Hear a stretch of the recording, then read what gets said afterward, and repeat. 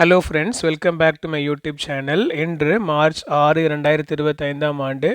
இன்றைக்கு மார்க்கெட்டில் 2 முறை தங்கத்தினுடைய விலையில் மாற்றம் ஏற்பட்டிருக்கு. காலையில் ரூ.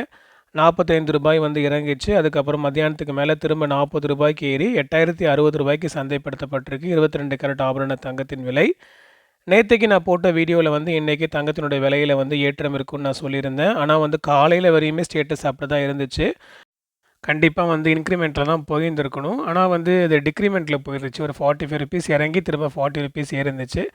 ஸோ இதனுடைய காரணம் என்ன இருக்கும்னு வந்து எனக்கு தோணுது அப்படின்னா, நான் லாஸ்ட் டைம் அதாவது பிப்ரவரி 28ஆம் தேதி வந்து நான் போட்டிருந்தேன். மார்ச் 1ஆம் தேதிக்கான தங்க விலையில் ஒரு ₹90 வரையும் வந்து இறங்குவதற்கான வாய்ப்புகள் இருக்குது. 60 to 90 வரையும் டிக்ரீஸ் ஆக வாய்ப்புகள் இருக்குதுன்னு நான் சொல்லியிருந்தேன்.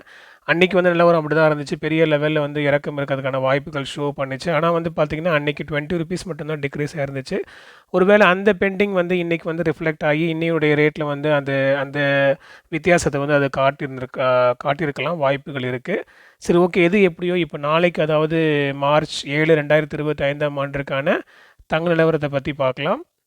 இப்போது நைட்டு இந்தியன் டைம் 10 மணிக்கு நான் வீடியோ ரெக்கார்ட் பண்ணிகிட்ருக்கேன். ஸோ இப்போ உள்ள நிலைமையை நம்ம எடுத்து பார்த்தோம் அப்படின்னா, இன்றைக்கி வந்து மார்க்கெட்டில் பெரிய மூவ்மெண்ட் ஒன்றுமே இல்லை. ஸோ இதே நிலவரம் நாளைக்கு காலையில் வரையும் நீடிச்சது அப்படின்னா, நாளைக்கு மார்க்கெட்டில் ஒரு ப்ளஸ் ஆர் மைனஸ் ₹5 to ₹15 இருக்கலாம். ஆர் வந்து சேம் ரேட்டே வந்து ஃபிக்ஸ் ஆகிறதுக்கான வாய்ப்புகள் இருக்குது.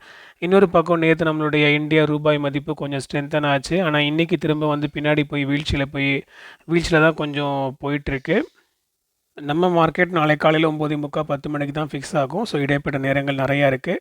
இடைப்பட்ட நேரங்களில் சேஞ்சஸ் ஏற்பட்டுச்சுன்னா அதுக்கேற்ற மாதிரி கோல்டு ரேட்லையும் ஃப்ளக்சுவேஷன்ஸ் இருக்கும். ஆனால் இப்போ உள்ள நிலைமையை நம்ம கம்பேர் பண்ணி அப்படியே வந்து இதே மாதிரி போச்சுன்னா நாளைக்கு நம்மளுடைய கோல்டு ரேட்டில் ப்ளஸ் ஆர் மைனஸ் ₹5 to ₹15 இருக்கலாம். ஒரு சேம் ரேட்டே ஃபிக்ஸ் ஆகலாம். இந்த வீடியோ உங்களுக்கு யூஸ்ஃபுல்லாக இருந்திருக்கும்னு நினைக்கிறேன். இன்னும் இதே போல் மேலும் நிறைய தகவலை தெரிந்து கொள்ள சேனலுக்கு சப்ஸ்கிரைப் பண்ணுங்கள், பெல் ஐக்கன் ப்ரெஸ் பண்ணுங்கள், உங்களுடைய ஃபேமிலி அண்ட் ஃப்ரெண்ட்ஸ்க்கு ஷேர் பண்ணுங்கள், ஒரு லைக் கொடுங்க. அடுத்த வீடியோவில் பார்க்கலாம். நன்றி.